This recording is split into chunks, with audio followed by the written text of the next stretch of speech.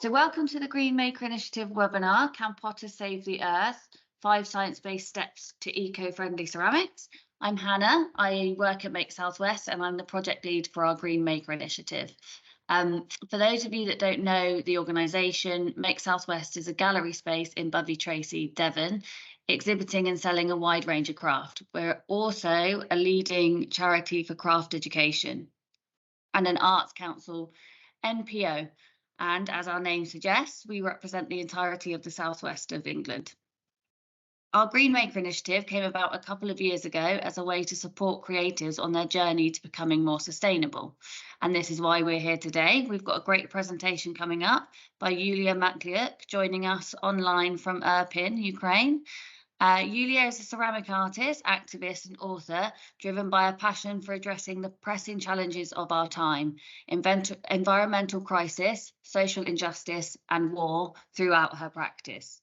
In her studio, Here Now Pottery, she explores sustainable approaches and innovative techniques. And Yuliya's most recent book, Potters Save the Earth, has just been published. This webinar structure will be generally about 45 minutes presentation by Yuliya and leaving 15 minutes for Q&A at the end. Your microphones are all muted, but please pop your questions in the chat or the Q&A and I'll read them out at the end. So now I'm very pleased to hand over to Yuliya. Yeah, go for it.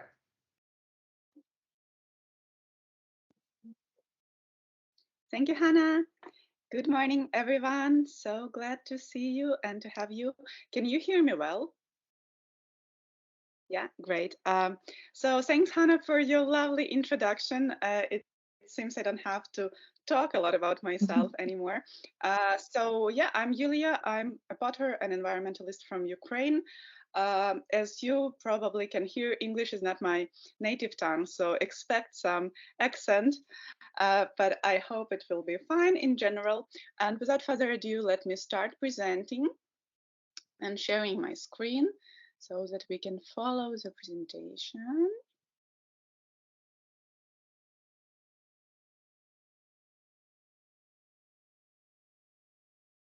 Okay, you should be able to see my full screen with the starting slide. Great. Yeah. So yeah, it's called Can Potters Save the Earth? 5 Science-Based Steps to Eco-Friendly Ceramics. And to keep you even more focused and interested, I promise you that these steps are not only science-based, but they are also free or very low cost to start practicing. So again, my name is Yuliya. I'm an owner of Here Now Pottery. It's a studio, a pottery brand here in Ukraine. I got an MSc in Ecology and Environmental Protection. I'm an author of this recent book, Potters Save the World, about sustainable ceramic practices, and I live in Irpin, Ukraine. You can find me on Instagram and Facebook and other platforms as Here Now Pottery, where I share my pots and sustainable ceramic tips, my cats, and other things that happen to me, but mostly ceramics. So in today's presentation, we're going to talk about the carbon footprint of studio ceramics and then the 5 areas in which we can make an improvement, namely the firing, materials, waste, packaging, impact beyond studio. Then hopefully we'll have some time for Q&A, and at the very end I'll share an exclusive promo code for my book for all the audience of this presentation. So firstly, I wanted to start with a statement that I firmly believe that as creatives, we have this superpower to change the world for the better, because I think that as artists, craftists, entrepreneurs, teachers, we can manifest the better world. We can bring the change that we need with both our imagination and our hands, because we physically create objects in the world, or organize creating these physical things in the world. And as potters or ceramic artists in particular, there are 2 ways in which we can be effective in stopping climate change and injustice. And first is making our ceramic making process more sustainable, more low carbon. And second is raising awareness with our art and making our art a voice for nature and for justice. And throughout the presentation, we're going to talk about these two main ways. But when speaking and starting to thinking about sustainable ceramics, we have to first define what exactly it is, because probably many of you already know that making pottery comes at an environmental cost. It's not, oh, sorry, my lamp just went off. I'll probably continue without it though. So yeah, we are extracting or we are using non-renewable materials coming from the earth, like clay and different minerals and oxides and so on to make our pottery. We also use electricity or fuel that contributes to CO2 emissions in the atmosphere and deepens the environmental crisis. But is it really so bad for the environment? Like, how do we judge? How do we compare? Where is the benchmark? And what can we do about that as artists, studio potters, ceramic teachers, maybe business owners, and so on? And these were the questions that I personally have been grappling with since the very first lesson in ceramics that I've taken. I've been experimenting in my own practice, trying different techniques and methods, to make my ceramics more eco-friendly. But it was last year in particular when I started to work on this question more precisely, when I dived deep in the research of carbon footprint of ceramics. So the carbon footprint in a nutshell is the amount of CO2 that is being emitted into the atmosphere during the entire life cycle of an item or a process or a lifestyle, right? For example, for ceramics, you can see here like this little scheme on the slide. It's a life cycle of a ceramic production, and it starts with raw material extraction, where the clay and materials are being dug out of the earth. Then it's being transported to, say, a studio, where the ceramic is being produced by shaping it or on a wheel or slip casting or hand building, glazed, fired, and so on, decorated. Then it's been packaged and either sold at a craft show or at a retail store, was shipped to the end user. And then it's being used, presumably it's a tableware, so it's, people drink or eat out of it. They wash it for some amount of time until the piece eventually breaks and being disposed of, either to the landfill or to the recycling facilities. So this is, in a nutshell, a life cycle of a ceramic mug, and this is a scheme where we can assume the carbon footprint or the CO2 emissions being produced. So for my research, I started by measuring and taking notes of all of the processes in my studio and also in my colleagues' studios. And I took notes of how much clay I was using and other materials, where they came from, what were the stages, how much electricity I used, what packaging materials, and so on. So all of the stages, I took notes and had like list of processes. And then I used a specialized software to calculate the CO2 emissions at each stage. It's a long process, but in a nutshell, this is what I came up with. These are the results that I obtained. So I started with creating a model of the so-called average handmade mug. So picture a mug of 350 milliliters made from a local stoneware on a wheel, fired to Con 6, glazed with commercial glaze, fired again, then packaged with a plastic bubble wrap, shipped to a customer. For this model, I shipped from Europe to the United States because this is where the most of my ceramic is being sold to through Etsy. Then I assumed it was used for 3 years before eventually breaking up and being thrown away to the landfill. So this is just, a normal handmade mug. I think you would agree that you probably saw a lot of mugs like that on the market, or maybe you are making things like this as well. So this is like a model product. And let's see what are the CO2 emissions associated with this particular mug model.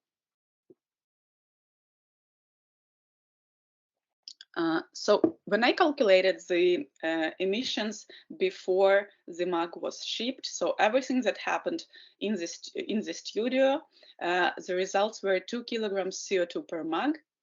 And here most emissions came from firing. It was 1.4 kilograms just from firing itself. And for this model, it was the electrical firing, so electrical kiln. Also, major contributors to these emissions were the plastic packaging, the glaze-free production, and the local transportation. So like kind of what happens before the mug is sold, what is within the potter's direct control, lead to 2 kilograms of CO2 per mug. But if we calculate the whole life cycle, so like the shipping to the customers, the use, and the end of life, it actually summed up to more than 7 kilograms CO2 per mug, so 7.5, in which the most damaging stages were the cargo flight from Europe to the United States, and then heating water for dishwashing. So, this mug would be hand washed by a user, say for 3 years, and they would need to heat water for this. And this resulted in more than 2 kilograms of CO2. Then production of dishwashing detergent was also quite harmful. And then the decay of the packaging at the landfill was also a significant factor. So all in all, 7.5 kilograms per whole life cycle, or just 2 kilograms of what happens in the studio within the potter's immediate control. Now, what do we do with these numbers? Is it a lot? Like, what does it mean? 2 kilograms CO2 per mug. How do we compare it, and what do we do with it? I used another software called the Carbon Translator, and it says that 2 kilograms of CO2 per mug production is the same pollution, the same CO2 emissions as for, say, 5 avocados or less than half of a steak. So it sounds like pretty little, not that much. Like, what is half a steak? It's not a huge emissions, probably. It's not like, burning a barrel of oil or anything.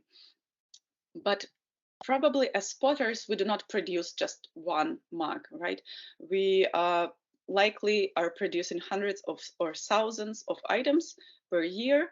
And there I calculated, like, if we take the whole life cycle of a mug, 7.5 kilograms per mug, and multiply it by 1,000 mugs per year, it would equal to 4.5 round flights from New York to Amsterdam. So that's quite a lot. It's a significant emission and a significant contribution to climate change. So like running a pottery business, of course, it's just a model and it's a very average mug. Maybe some of you are not making mugs, maybe you are making vases or sculptures, or you are teaching ceramics, but nevertheless, it kind of gives us a scope of how much a pottery studio can contribute to climate change. So like the resume here is that studio potters can have quite a significant impact and contribution to climate change. And nowadays, more and more ceramic artists and potters are trying to think how to cut their environmental impacts and how to become more eco-friendly, more sustainable, and to maybe even help to solve environmental problems. And of course, my idea, my driving force was not just to come up with the numbers, but to actually see what are the ways to reduce those numbers and to become more eco-friendly as a potter.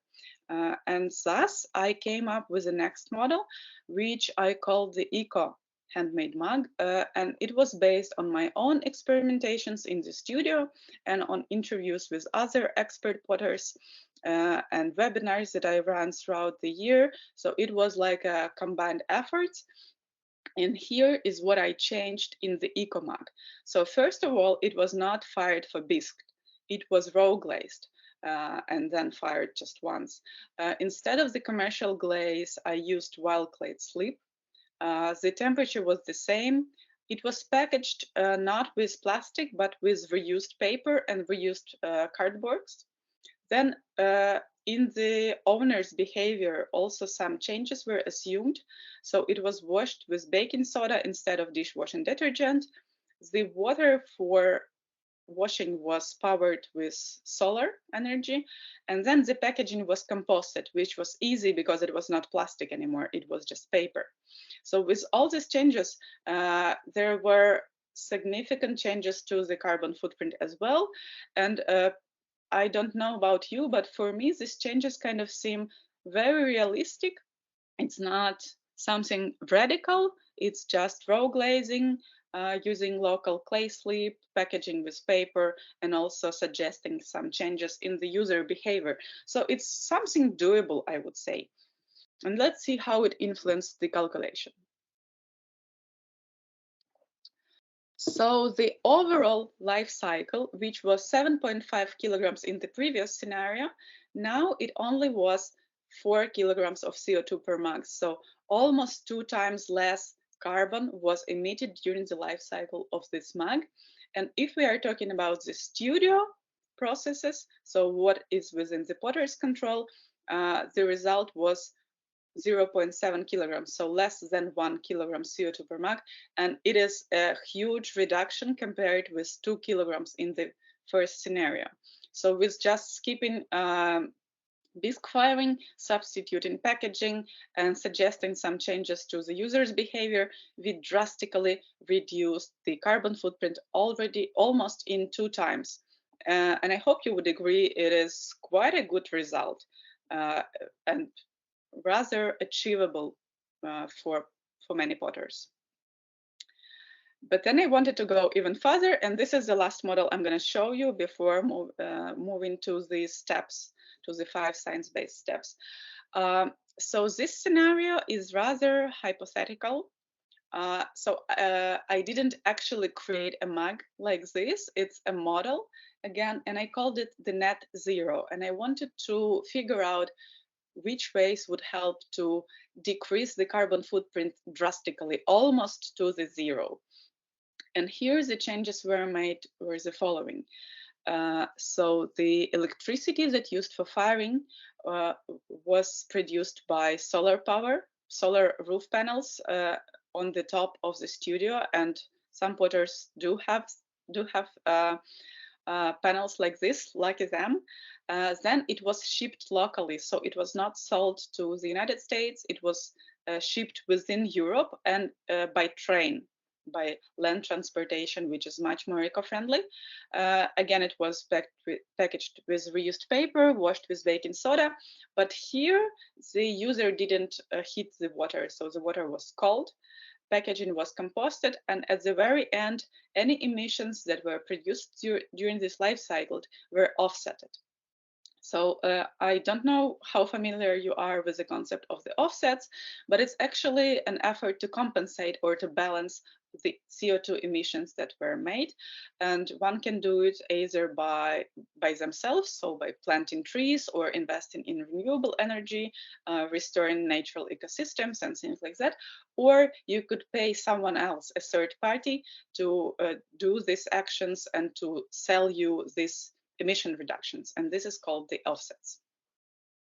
So in this model, in this hypothetical radical zero emissions model, we can see that before shipping, the mug produced only 100 grams of CO2 per mug, which is super small.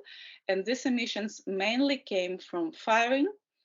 Even though the electricity was produced by solar panels, still the solar panels and the batteries and their production and use and disposal, they do have their carbon footprint as well. So it's not zero, but it's still very little emissions. And the rest emissions were produced during the washing and transportation, local transportation, and things like that. And the whole life cycle was just half a kilo of CO2. So remember our first model, the whole life cycle was 7.5 kilograms, and this is just half a kilo. So a radical reduction, and it can be further compensated by the offsetting. For me, this model is something that I cannot do at the moment. I don't have solar power plants, and in Ukraine we cannot buy renewable energy from the grid because it's all mixed. You don't get to choose. But I know that in the United Kingdom, in some areas you can buy the green tariff, and your energy would be coming from the renewable sources. Again, local transportation is doable. It just means some changes to the business model. Yeah, yeah, and the changes to the users' behavior. This is not within our control, but again, we can encourage our users to use our ceramics in a sustainable manner. Again, if you're making decorative pieces which do not require washing, then you don't have to factor in those washing associated emissions, and your whole life cycle would be smaller than from the tableware. So anyways, these were the numbers, and I know it can be a little bit difficult to follow them, but they give us the basis, the benchmark, apologies, the benchmark, on which we can then base our further changes in the studio if we want to become more sustainable ceramicists. So this research, what it did to me, it helped me to identify the so-called hotspots. And the hotspots are the stages that pollute the most, that are the most damaging, where even a small change in our practice can bring a big positive result. And these hotspots are using energy or fuel for firing, choosing sustainable ceramic materials, avoiding plastic packaging, cutting international shipping, and educating our clients about the sustainable use of disposal of pottery. Next, I'm going to go through the steps that address these hotspots. These are some very practical tips that either I'm using myself or my colleagues who I interviewed for my book. I will go through from the kind of most simple, the easiest steps, to the more profound and more complicated. And I'll show you the examples from my practice, how I incorporate those advice and what the results look like. And we will start with the firing, because as the research shown, and it's not just my research, it's also other assessment by scientists in the peer-reviewed journals, that the firing of pottery is responsible for around 80% of carbon emissions during the carbon production. Right. So whatever small changes we can make in the firing brings us the biggest results in the carbon footprint and in our contribution to climate change. So what are the rules of low carbon firing? And again, I want to make this, I want to say that, of course, firing influences not only the carbon footprint, it also influences the aesthetics of our works, its usability, maybe it's rooted in the tradition that we are part of, and so on. And sometimes we are not in a position or in a situation to drastically change our firing practice or firing routines, but there are definitely things that we can control and can change. And the very low cost, no cost at all steps that are still efficient are the quality control, meaning really making the decision for what comes into the kiln and what becomes permanent into the world, and avoiding to fire things that are not up to our standard, right? That maybe have some defects, some cracks, maybe they have too thick bottoms, or we just don't like them. And the rule number one is just don't fire them, do not produce more trash, and do not use more electricity for them. Just, recycle them. That's rule number one. Second, also very simple one, is no idle firing. It is about making sure that we pack our kilns tightly, that there are no empty space in the kiln. And why it is important? Because kiln would use approximately the same amount of energy or fuel, regardless of how tight it is packed. And if we only put a few items into the whole kiln, it would still use the amount of energy needed for much more items, right? So the more items we can pack in, the better. Next step, again, no cost at all. It's speeding up our schedules, eliminating where possible those preheats, slow ramp rise, unnecessary holds, and so on. I know from experience that you could safely reduce the firing time at least in 1.5 times without any significant changes to the aesthetics or the look of the items. Next, we have a little bit more difficult steps, and they are lowering the temperature of the firing. We could do it by either choosing more low firing materials uh, or to add in more flux and um, other materials to the materials we are using to lower their vitrification temperature, or just changing altogether. So for example, one change that John Breed is suggesting is switching from Con10 to Con6 materials, where you still can have good stoneware results, nice aesthetics, but use much less energy. And nowadays there even is a low firing porcelain that you can use as well. Next step, very important, is raw glazing. When you skip the bisque and you glaze your ceramics on the greenware stage, and then fire it as usual, or maybe a little bit slower. And by this, you can not only save energy or fuel, but also save your time drastically, and also achieve a better bonding between the clay body and the glaze. They just fuse into each other much better. And the last step would be, if possible, choosing cleaner fuel. Again, not everyone can choose their fuel, but the more cleaner fuels are wood waste, like different offcuts, fallen branches, and so on, switching to renewable energy like solar or wind energy. And then propane, liquid propane gas, is also considered kind of a more eco-friendly fuel. So if you could use one of those options, that would be good for your overall carbon footprint.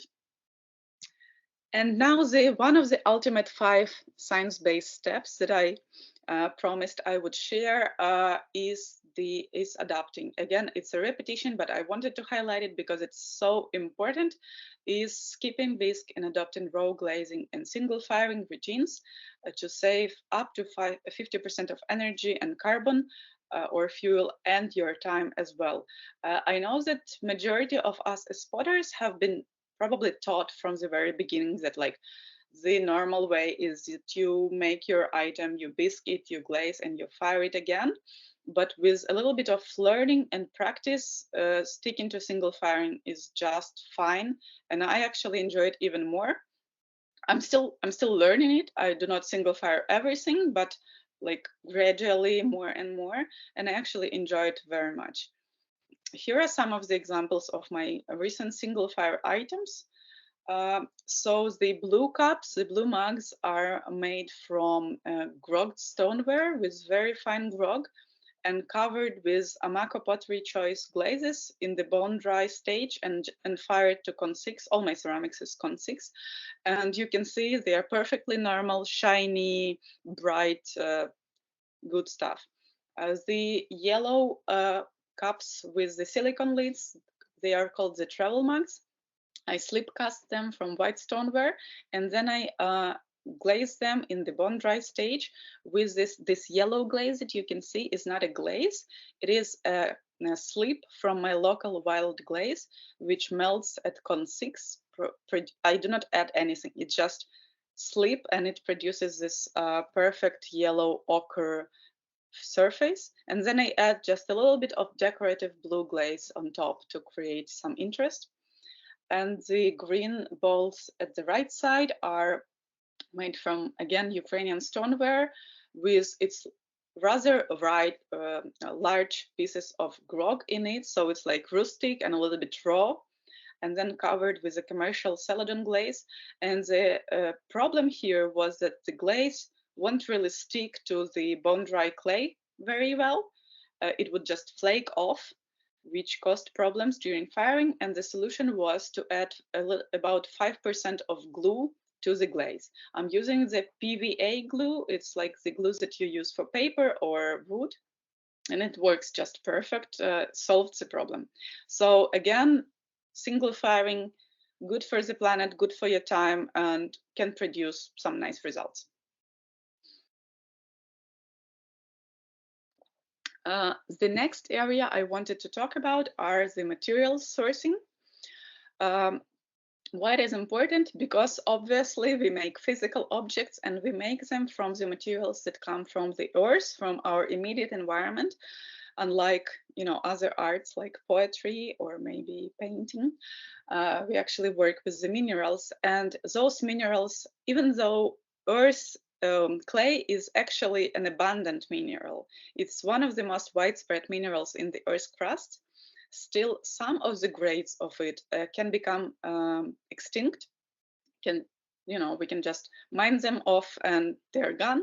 Like, for example, the Albany slip in the United States or the Yixing clay in China, or other grades. So that's one thing. Another thing is that mining is associated with landscape degradation. You know, if you've been anywhere around mines or quarries, you know what I'm talking about. It's actually just huge holes in the earth where nothing can live, no plants or animals. And also mining is sometimes associated with human rights violation, where people are displaced from the area or they are being exploited in the mining processes. So the rules here, and again, I start from very simple tips. Tip number one is to buy your materials locally, as close to you as possible, and thus you avoid long distance shipping and avoid this fuel being burned during the transportation. Number two is choosing a responsible supplier that abides to legal regulations and that does not buy their minerals from illegal miners or compromised regions. The next is avoiding some of the materials that are associated with human rights violations or that have a huge environmental footprint. And some of the examples of these materials are gold, cobalt oxide, and talc. These are better be avoided. Or if you cannot avoid them, you have to be very careful and to work with the best suppliers to ensure that your materials do not come from these illegal or compromised areas. Next steps with ethical materials would be sourcing your own wild minerals, like picking up clay, maybe some feldspar, marble, and so on. But again, it needs to be done with care as not to destruct the landscape and also not to break the landowners or land carriers' rights. So better, if you're not sure, better ask for permission from the authorities or the landowner. And the last step is to use waste materials instead of new ones. So imagine that instead of actually paying for someone to go and dig or mine the materials from the earth, you could use something that is already here, something that's been waste and thrown away. And here you can have glass, rocks, offcuts or rocks powder, eggshells, seashells, and other types of wastes. And there are many potters who are incorporating these materials already into their practice. And my ultimate step for materials would be this: research and use your local materials instead of importing them. So the closer to you, the better. And it's not only about the transportation, even though it's very important. It's also about knowing your local regulations. So you probably can figure out like what is this particular company doing, what are the laws in your country, and whether they are not breaking any of them. And number three reason for using your local materials is that this way you can make your ceramics really stand out from the crowd, right? Because these days when you go onto Instagram or Etsy and you search for handmade ceramics, many of them are pretty similar, pretty universal, because people are using all the same materials that they buy from the universal international suppliers. But if you are using your local, either wild or mined materials, it's pretty likely that your ceramics will look different and will make you unique on the market. Here are some of the examples of what I make with local materials. So on the left, you see this marbled neovyagi stuff made from Ukrainian stoneware and my own wild clay slip. I just mixed them and they worked quite well, I think. On the right side is a series that I'm particularly proud of because it is made of these bowls and the cup are made of materials that I collected within this 30-kilometer distance from my studio. So I'm using this red clay from an old brick quarry, some stilt that I found in the wild, and again this yellow clay slip that I'm using for glazing. And it makes me so happy because it kind of shows what the the ultimate European ceramic looks like. This is and this clay is a pain to work with. It's not as easy and workable as a commercial one, but and it kind of dictates the shape, right? So you can only make this shape out of it. And for me, it really adds to its uniqueness and its localiness. I really like it. And in the middle, this mug, I'm also quite like it. It's made of old Ukrainian, all wild materials, but not only European. These are clays and muds and sands that come from all over the country, including the areas that are currently occupied by Russia. So there is no access to it, and people from there can't get out.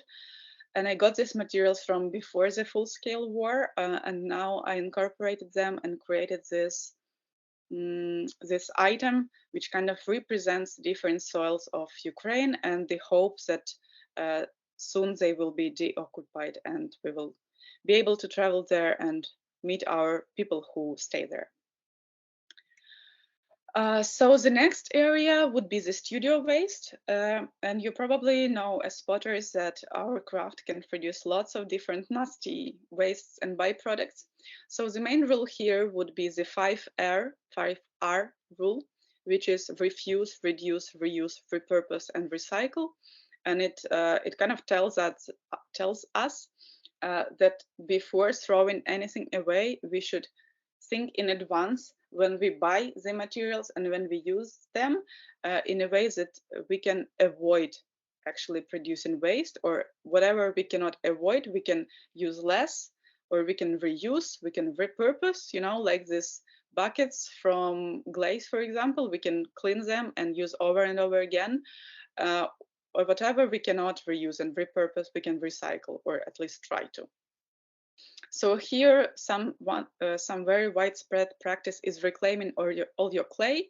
It's just common sense, and many potters are doing it, especially in small studios. However, I was shocked to learn that in some bigger studios, that's not the case, and that's why I'm advocating very fiercely for reclaiming all the clays that we have.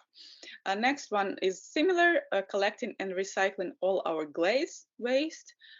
Again, it's pretty simple. You just collect them in buckets, you stir them, you screen them with a sieve, you test them. Usually the color would be something like grayish, brownish. You can add some pigments to it and use as a normal glaze, which saves you money again. Next rules or advices are a little bit more difficult. It is how do we deal with fired ceramics, whether it's a defect item, piece we do not like, or something that has been broken. So actually you can crush and grind them and to produce your own grog. And this grog can be made so fine, so small that you can add it to the casting slips. This is something I experimented with, and although I have to do more attempts in it, it's pretty doable as well. And another advice would be trying to use all your household waste in ceramic production as well. So like you can use paper in paper clay, you can crush glass to add to your glazes, you can repurpose packaging, and so on. So these are basic studio waste tips. And my ultimate advice here, science-based and free to use, is to reuse and recycle any waste materials to substitute primary raw resources. So try to look around into your studio and see what you can use instead of buying new materials from a supplier. Again, it can save you some money and save precious nature materials. Here are some of the examples of my works with waste. So in the middle, you can see a series that I called the life cycle vases, and it was a series of round vases and this chavan, I think, made of 100% studio waste. So it's clay trap sludge, glaze sludge, broken shards, broken glass, and I think I also have smalt. It's like a version of stained glass as well. So I mixed it all up, ran tests, and came up with the series. On the left, you can see examples of some of the waste materials that I'm using. So paper goes to paper clay. Here are different shards of glass, smalt, crushed ceramics, glazed granulate. So glazed granulate is when you have your glaze waste and you sinter it a little bit and you crush it to produce small granules, like small grains of glaze that you can incorporate into clay body or your glaze. And at this white vase on the right, you can see me using this brown granulate to add little speckles. And this triangle test plate on the right is a triaxial test I'm running right now. It's pretty fresh. I'm trying to formulate a glaze made entirely of studio waste. So it has a clay trap sludge, glaze sludge, and wood ash from the stove. And it's not done yet, but I'm getting somewhere. We have still 2 more areas to cover, and packaging is the next one. So here the rules are pretty simple. Number 1 is reusing whatever packaging materials you can get, either from delivery to your studio or from your local businesses that are, happy to get rid of their packaging. I personally often go to the post office and take their post client packaging and reuse them. It is a general environmental rule to avoid any plastics and styrofoam because they have a great environmental costs. Of course, if you have old plastic and you can reuse it, that's fine. But in general, paper and cardboard are the most environmentally friendly options, especially if they are recycled or reused. You may have heard of or tried the starch-based plastics and peanuts made of cornstarch. Starch. They are fine from environmental perspective. They are a little more expensive and they're not available in every area, but if you can get your hands onto it, use them. Ask your customers to compost or recycle your packaging, and of course, if it's biodegradable, yeah, like paper or starch, it's doable, easy. And if you can, choose eco-friendly post services in your area, someone who are using e-vehicles, land transportation, and so on. So the ultimate rule here, again, is reusing packaging. My calculations have shown that reusing cardboard and paper wrappings have a very big positive impact on the carbon footprint. So I try to reuse whatever I have and for many times. Also, my studio is full of old boxes because of this. Here are some of the examples of how I package. So you can see there's plenty of different paper-based materials. I don't use plastic sticky tape, and instead I either use these threads or a paper water-activated tape. And I also use cloth or cloth bags to package some of my items. And for this, I use mostly reclaimed fabric. And the last but not the least area here would be not only cutting our environmental footprint, but also increasing our social footprint. As artists, we have this huge power to influence the society and influence people's mind. And I want to encourage us all to use this power as much as we can, because this is where we can have the greatest impact, in my opinion. And what we can do as potters, first is making items for sustainable living. Like for example, the ceramic travel cups that I shown you earlier, or the ceramic water filters to purify water, or ceramic rocket stoves that are used in the developing countries to help people eliminate smoke that is dangerous for their lungs, and so on. Other thing would be creating items that raise awareness, as for example, these mugs on the right with the Love Earth slogan on them. It's kind of propelling the message into the masses. Next would be creating items or series that raise funds for eco organizations and charities. Again, these mugs, Love Earth, were sold to raise money for a Ukrainian national park. They needed it to plant trees or something.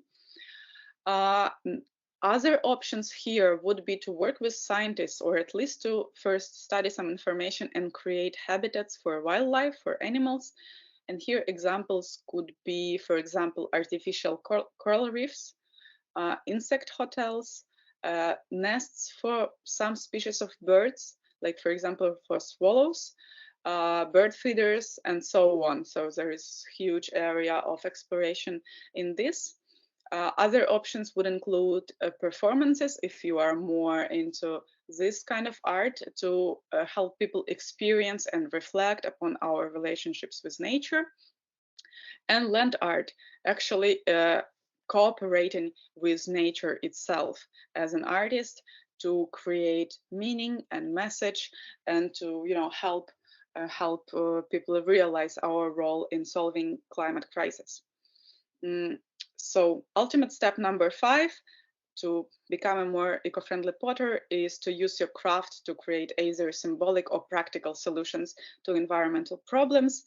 Here are just a few examples from my practice. So on the left, you can see again the ceramic travel cups that substitute single-used cups.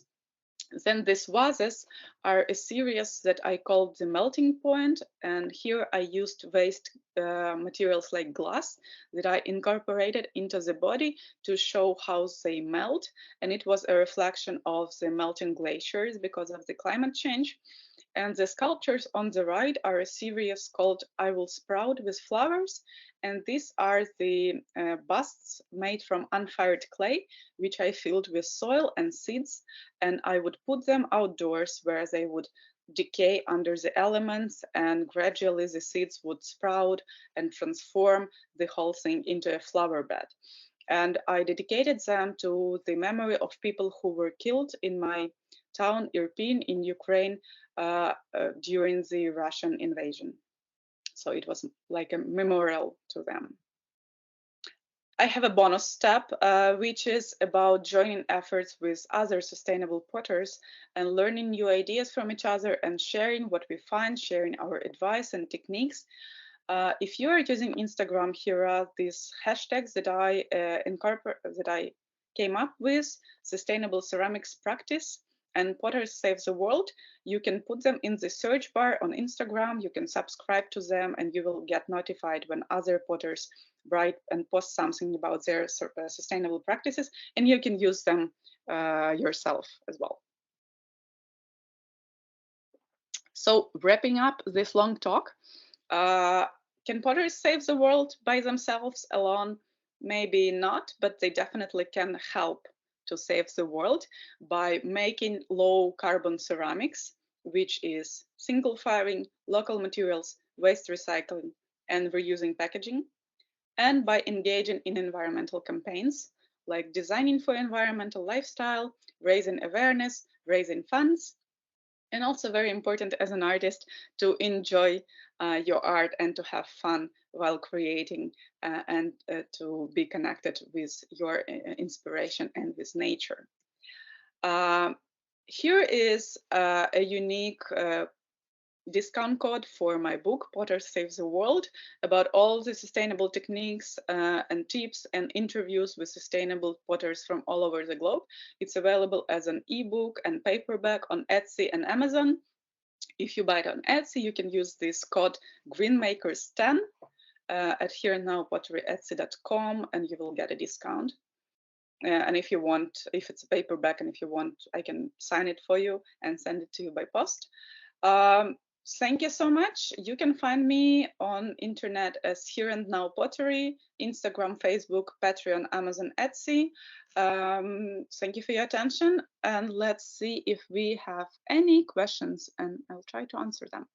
Yeah, we've got 3 or 4 questions that have come up during the thingy. So I'll start asking them and we'll see how many we can get done. Lynn has asked, will single fire work on earthenware? Good question. I don't see a reason why it wouldn't.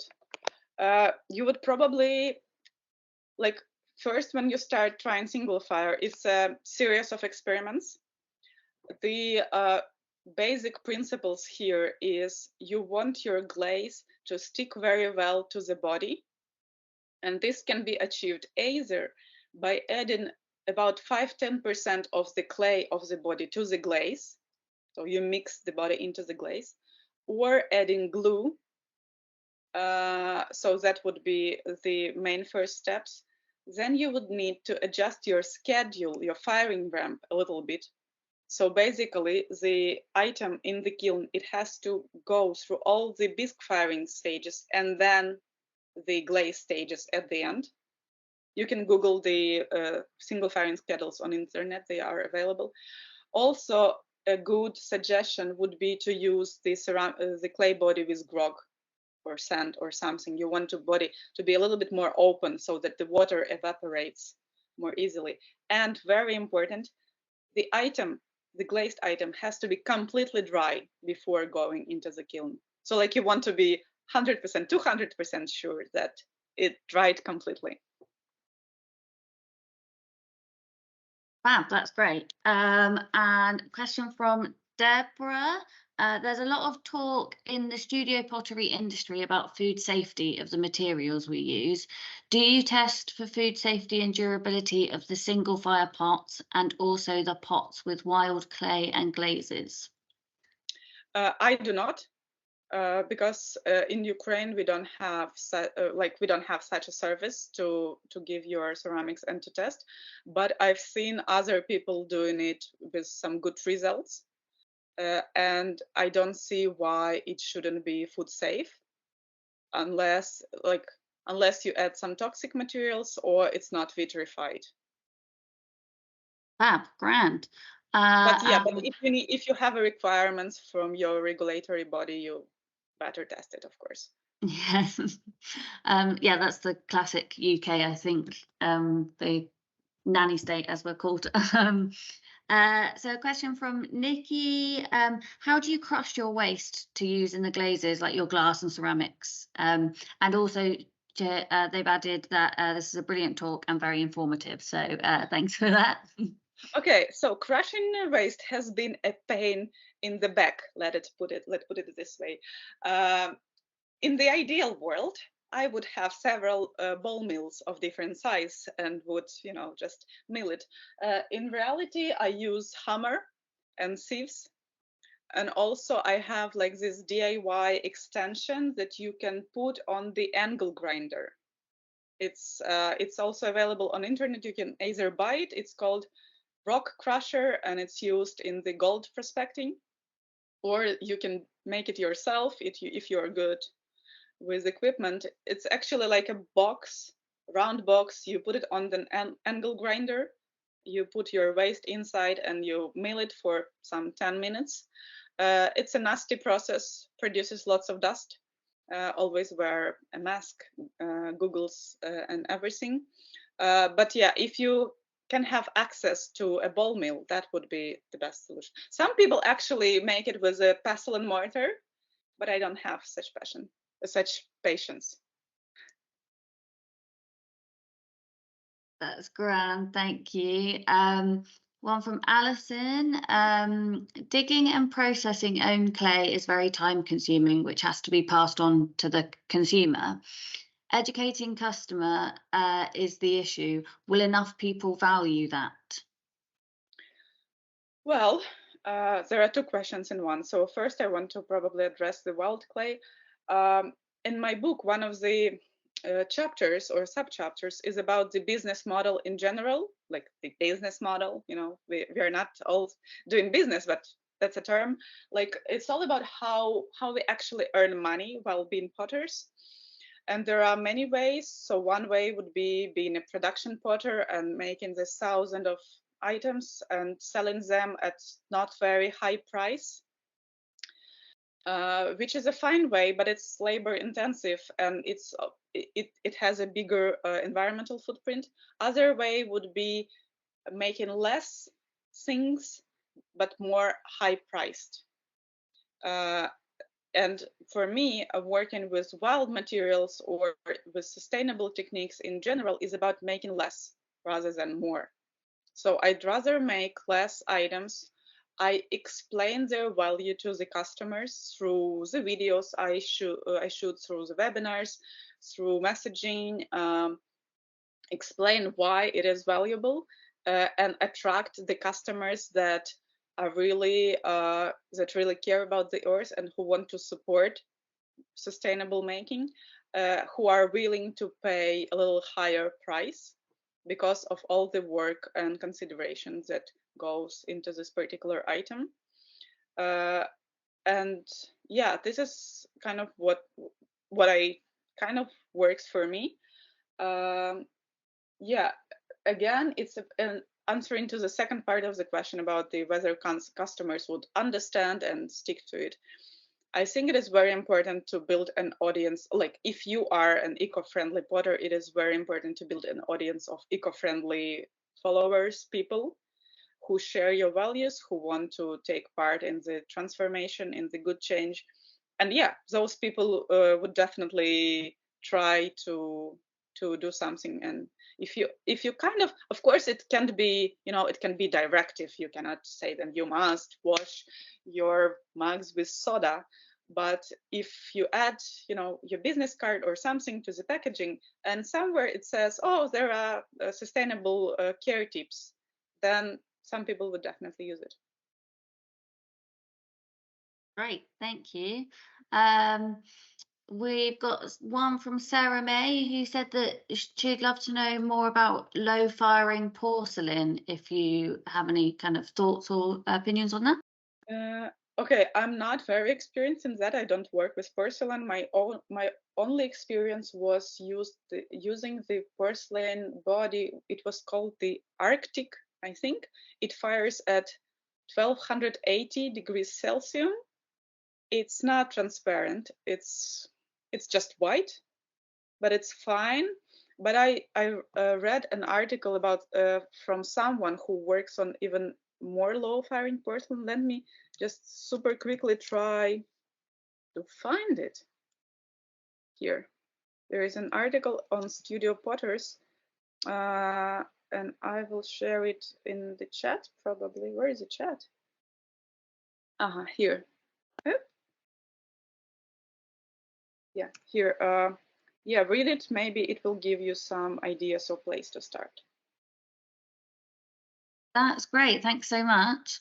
I think we've actually covered all the questions. If we haven't, I'm sorry, but we are bang on time, which is amazing because you fit so much stuff into that. So thanks so much. That was really incredible. I hope it wasn't too overwhelming. No, it was amazing. Honestly, it was so informative. And that's exactly the sort of comments we're getting in the chat, that people have really enjoyed it and found it really inspiring. So yeah, thank you so much, Yuliya.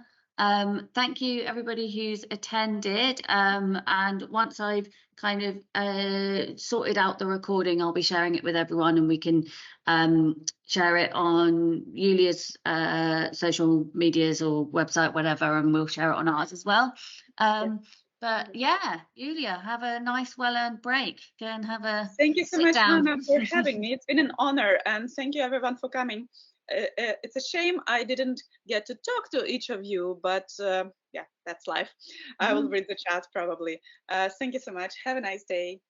All right. Thank you. Bye. Bye-bye.